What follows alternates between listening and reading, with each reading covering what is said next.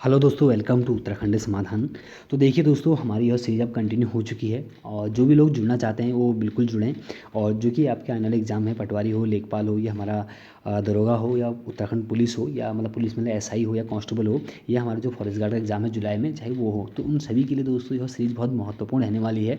तो सभी से दोस्तों मैं कहूँगा कि ज़रूर एक बार आप जुड़ें, और जो हम लोग जो यहाँ पर तैयारी कराते हैं उसका आप लोग भी कहीं ना कहीं फ़ायदा ज़रूर उठाएँ। तो चलिए दोस्तों, आज के बीच हम सीरीज़ को शुरू करते हैं, बाकी बातें होती रहेंगी।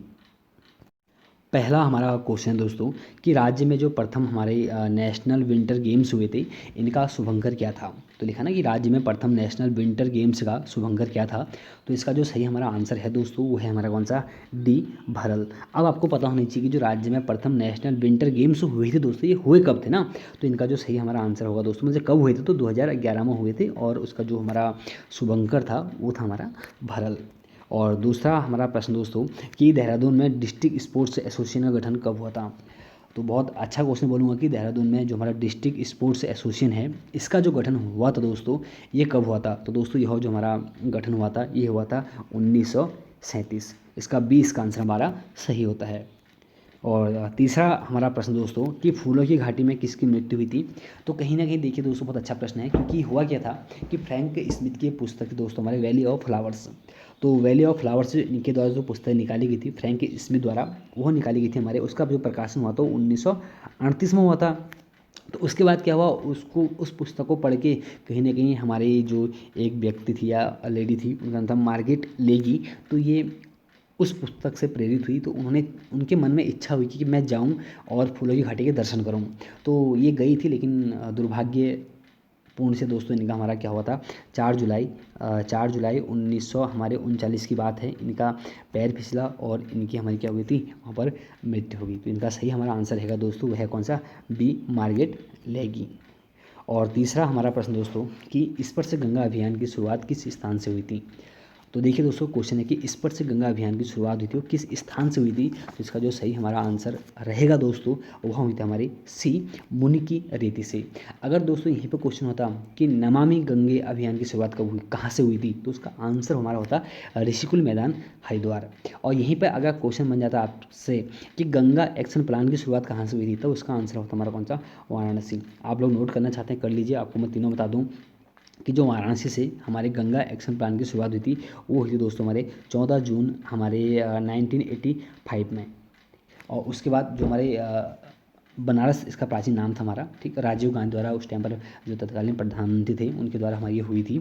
और उसके बाद जब बात करते हैं ऋषिकुल मैदान हरिद्वार से, यहाँ से दोस्तों मैंने फिर आपसे कहा कि नमामि गंगे अभियान की शुरुआत हुई थी, वो हुई थी 7 जुलाई 2016। ये था हमारा ऋषिकुल मैदान, कौन सा हमारा, वो था हरिद्वार। और बात करते हैं कि नमामि गंगे अभियान की घोषणा कब हुई थी, तो उस घोषणा में दोस्तों आंसर होगा 2014।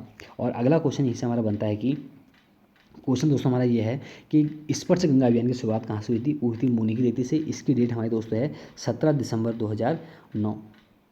और अगला हमारा प्रश्न दोस्तों कि 2019 का जो देवभूमि उत्तराखंड खेल रत्न पुरस्कार है, ये किसे दिया गया है।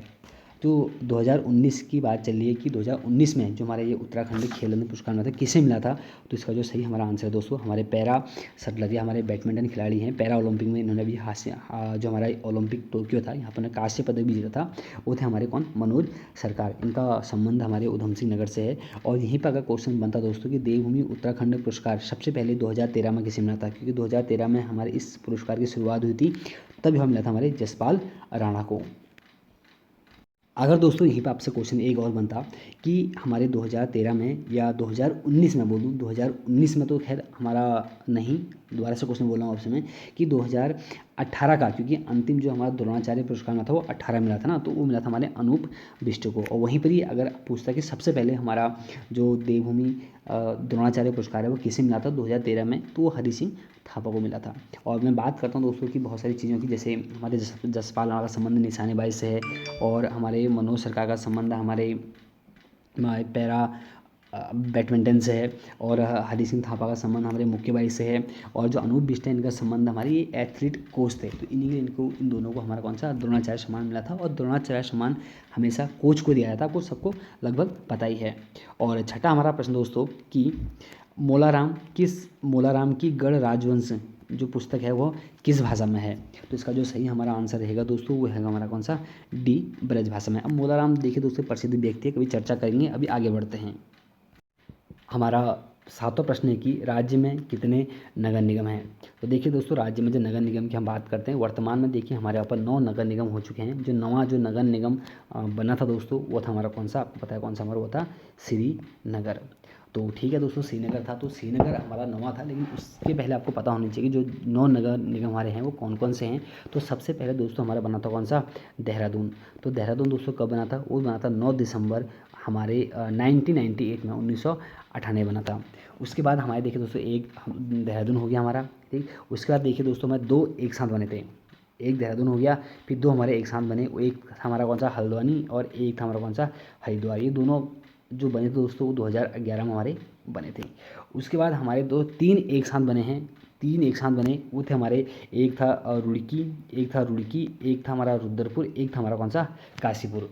तो देखिए दोस्तों ये बने थे हमारे 2013 में। और उसके बाद देखिए हमारे दोस्तों 2 फिर और बने हमारे, 2 और बने, वो थे हमारे, एक ऋषिकेश था और एक हमारा कौन सा था, एक हमारा कोटद्वार था। तो 2 बन गए, तो कुल मिलाकर कितने हो गए हमारे, 2, 4 और 3 7 और एक कितने, 8 हो गए ना। लेकिन अभी हाल ही में आपको पता है कि 31 दिसंबर एक आधिकारिक जो घोषणा बोल दूँ, जो आधिकारिक जो घोषणा सरकार के द्वारा हुई थी कि 31 दिसंबर 2021 को एक नया नगर निगम और हमारा कौन सा, श्रीनगर बन गया है। तो कुल मिला के हमारे 9 नगर निगम हो चुके हैं। स्थापना मैंने आपको एक साथ सबकी बता दी है। और 8वां हमारा प्रश्न है कि 2011 में राज्य में सृजित नया विभाग कौन सा था? तो देखिए दोस्तों 2011 में राज्य में सृजित जो नया विभाग था दोस्तों, वह था हमारा भ्रष्टाचार उन्मूलन और हमारा जनसेवा। तो इसका ए आंसर हमारा सही होता है। और हमारा 9वां प्रश्न है कि उत्तराखंड के दूसरे मुख्यमंत्री कौन थे? तो उत्तराखंड के जो दूसरे मुख्यमंत्री थे दोस्तों हमारे, वो थे हमारे, पता आपको, भगत सिंह कोश्यारी। और हमारे मैं बात कर रहा हूँ कि अंतरिम की, तो अंतरिम में जो हमारे पहले थे वो थे नित्यानंद स्वामी, और दूसरे हमारे हुए थे भगत सिंह कोश्यारी। और उसके बाद हमारे तीसरे जो मुख्यमंत्री हुए थे नारायण दत्त तिवारी, और चौथे थे हमारे भुवन चंद्र खंडूरी। अगर निर्वाचित आता पहला तो आपको पता है कि नारायण दत्त तिवारी जी थे हमारे ना। बाकी अंतरिम में हमारे नित्यानंद स्वामी थे, लेकिन वो दूसरा मुख्यमंत्री हमेशा याद रखना है, भगत सिंह कोश्यारी, जो वर्तमान में हमारे महाराष्ट्र के हमारे राज्यपाल भी हैं, ठीक। और 10वां हमारा प्रश्न है कि दोस्तों चित्रांशी रावत का संबंध किस क्षेत्र से है? तो देखिए दोस्तों चित्रांशी रावत का जो संबंध हमारा है, ये देखिए पहले दोस्तों ये थी हॉकी खिलाड़ी, और उसके बाद में इन्होंने बॉलीवुड में अपना कदम रखा, तो इसीलिए इनका संबंध हमारे बॉलीवुड अभिनेत्री और हॉकी खिलाड़ी दोनों से है। तो इसका सही जो आंसर होगा दोस्तों वो होगा हमारा कौन सा, 10 का डी, ए और बी दोनों। और हमारा 11वां आज का प्रश्न दोस्तों कि अरबों की सिंध विजय का वृत्तांत हमें किस पुस्तक में देखने को मिलता है? तो इसका जो सही हमारा आंसर होता है दोस्तों वो मिलता है हमें चचनामा में। अब दोस्तों चचनामा किसकी रचना है, ये इंपॉर्टेंट है। चचनामा हमारी दोस्तों है अली अहमद की ना, ये कुछ महत्वपूर्ण रचनाएं हैं। और अष्टाध्यायी दोस्तों पता है आपको, अष्टाध्यायी पाणिनि की है, जिसमें हमारी जो अष्टाध्यायी की खासियत है कि संस्कृत भाषा व्याकरण की प्रथम पुस्तक भी रही थी हमारी कौन सी, अष्टाध्यायी। और जब बात करते हैं गार्गी संहिता की, तो गार्गी संहिता दोस्तों हमारी ये कात्यायन की रचना है ना, और यहीं से दोस्तों पता चलता है कि यवनों का भारत पर आक्रमण हुआ था। बाकी राज तरंगिणी तो दोस्तों पता है कि राज तरंगिणी हमारी कलहण की थी। और बाकी राज तरंगिणी की अगर बात करूँ तो इसका वर्णन हमें, इसमें हमारे कश्मीर का इतिहास का वर्णन देखने को मिलता है। 12वां देखिए दोस्तों प्रश्न हमारा कि जूनागढ़ अभिलेख का संबंध किस शासक से है? तो देखिए दोस्तों जूनागढ़ अभिलेख का जो हमारा संबंध है दोस्तों वो है हमारे रुद्र दामन से। और अगर मैं बात कहूँ दोस्तों कि कलिंग राजा खारवेल का संबंध किस अभिलेख से था, तो इनका था दोस्तों हाथी गुफा अभिलेख से इनका संबंध था। और रुद्र दामन का जो संबंध था दोस्तों ये था हमारे इनका प्रयाग स्तंभ लेख से, रुद्र दामन की बात कर रहा हूँ। और पुलकेशिन द्वितीय का जो संबंध था दोस्तों इनका था हमारे कौन सा, ऐहोल अभिलेख से। तो 4 के 4 दोस्तों बेहतरीन हमारे प्रश्न होते हैं, तो ज़रूर आप लोग नोट करते हुए चलें। और 13वां हमारा प्रश्न है कि कालीबंगन भारतीय हो गया, थोड़ा सा आप लोग सही कर लें, थोड़ा टाइपिंग मिस्टेक हो जाती है क्योंकि भारत के किस राज्य में स्थित है। तो इसका जो सही हमारा आंसर रहेगा दोस्तों, कालीबंगन की मैं बात कर रहा हूँ। तो देखिए पहली बार दोस्तों को याद होना चाहिए कालीबंगन किस नदी के तट पर है। तो कालीबंगन दोस्तों हमारे घग्गर नदी के तट पर ना। इसका जो सही हमारा जो नदी होती है दोस्तों कौन सा, हमारा घग्गर नदी होती है। और मैं बात करता हूँ जब कालीबंगन, तो कालीबंगन दोस्तों हमारे राजस्थान राज्य में है। अगर मैं राजस्थान राज्य की ज़िले की बात जब करता दोस्तों तो इसका हमारा आंसर होता हनुमानगढ़ ज़िला। और 14वां हमारा प्रश्न दोस्तों कि हमारा सबसे कम जो हमारा सबसे कम घनत्व किस ग्रह का है? तो तो देखिए दोस्तों, सबसे कम घनत्व की जो बात करता हूँ तो घनत्व दोस्तों सबसे कम हमारा है वो है शनि का ना। तो सबसे कम जो घनत्व हमारा है शनि का है। कहते हैं दोस्तों, अगर इसको जल में रखेंगे तो एक ग्रह हमारा तैरने लग जाएगा, इसीलिए इसका सबसे कम हमारा घनत्व है। और सबसे अधिक घनत्व की जब बात करते हैं तो वो है सबसे अधिक घनत्व हमारा शुक्र का। और बाकी आपको पता है सबसे छोटा हमारा कौन सा बुध है, सबसे बड़ा हमारा बृहस्पति है। यहीं पर अगर बात आती है कि द्रव्यमान के अनुसार, तो तब भी द्रव्यमान में सबसे छोटा हमारा कौन सा बुध होता है, सबसे बड़ा हमारा कौन सा बृहस्पति है। तो छोटी मोटी बातें हैं। उसके बाद देखिए 15वां हमारा प्रश्न है कि आज कि सकल राष्ट्रीय उत्पाद में सबसे अधिक योगदान भारतीय अर्थव्यवस्था में किस क्षेत्र का है। तो इसका जो सही हमारा आंसर है दोस्तों वह हमारा है सी, तृतीय क्षेत्र का। तो दोस्तों बहुत अच्छा प्रश्न है। अगर देखा जाए तो क्वेश्चन बहुत बार बनता है कि प्राथमिक क्षेत्र, द्वितीय क्षेत्र, तृतीय क्षेत्र। इसमें दोस्तों हम तृतीय क्षेत्र का योगदान हमारे भारतीय अर्थव्यवस्था में सबसे अधिक होता है।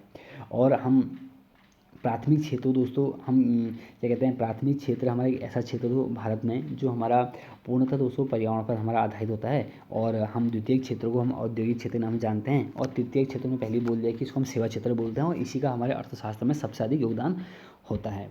और बाकी हमारा 16वां प्रश्न देखिए दोस्तों आज का कि संयुक्त राष्ट्र द्वारा जो भारत का पहला मानव विकास सूचकांक था वह कब जारी हुआ था। तो इसका जो सही हमारा आंसर होता है दोस्तों वह हमारा होता है बी, 1990 में। और दोस्तों जब बात करते हैं कि हमारे मानव विकास सूचकांक की बात करते हैं तो यह हमारे वर्तमान में हमारे UNDP द्वारा कौन सा हमारा जारी किया जाता है। तो चर्चा दोस्तों करते रहेंगे, बहुत सारी चीज़ें पढ़नी है वरना बहुत लंबी वीडियो हो जाती है ना, बोरिंग नहीं करनी वीडियो आपके लिए। और 17वां हमारा प्रश्न है कि 52 नदियों का संगम उपन्यास किसके द्वारा लिखी गई है। तो 52 नदियों का जो संगम दोस्तों लिखी गई है यह हमारी लिखी गई है शैलेश मटियानी द्वारा। तो इसका ये आंसर हमारा सही होता है। और 18वां हमारा प्रश्न है कि जिन शब्दों का कुछ ना कुछ अर्थ होता है वे शब्द हमारे क्या कहलाते हैं। तो देखिए दोस्तों, जिन शब्दों का हमारा कुछ ना कुछ अर्थ होता है वो हमारे सार्थक, और जिनका कोई अर्थ नहीं होता वो हमारे कौन से निरर्थक। और यही हमारी चीज़ें हैं। और देखिए 19वां प्रश्न है कि पशु पक्षी संज्ञा के किस भेद के अंतर्गत हमारे आते हैं। तो पशु पक्षी दोस्तों हमारे आते हैं जातिवाचक भेद के अंतर्गत। तो इसका 20 का आंसर हमारा क्या होता है, सही होता है। और 20वां हमारा प्रश्न है कि निम्न में स्त्रीलिंग नहीं है ना। तो निम्न में से स्त्रीलिंग कौन सा नहीं है। तो इसके देखिए दोस्तों कोई स्त्रीलिंग नहीं है। इसके लिए आपको सबसे अच्छा 1 2 3 उदाहरण होते हैं कि अच्छा अच्छी, मेरा मेरी, हमारा या हमारी लगा के आप आंसर निकाल सकते हैं। जैसे मैं बोलूँ कि मेरी दुनिया, मेरी रचना, मेरी प्रजा, मेरी नेत्र। तो आपको लग रहा है दोस्तों यहाँ पर कौन सा मेरी नेत्र नहीं मेरा नेत्र होता है। तो इसका आंसर हमारा कौन सा डी हो जाएगा ना। या बोलोगे अच्छा नेत्र, अच्छी नेत्र, अच्छा नेत्र ना, तो अच्छी नेत्र नहीं होता है। अगर यहीं पर दोस्तों अगर नेत्र हमारे आँख का पर्यायवाची है, अगर यहीं पर होता कौन सा आँख हमारा क्या है, तो तब दोस्तों ये हमारा स्त्रीलिंग हुआ था ना। लेकिन वर्तमान में जिसका आंसर हमारा रहेगा नेत्र हमारा क्या है, पुल्लिंग है। बाकी दुनिया, रचना, प्रजा सभी हमारे क्या हैं, स्त्रीलिंग है।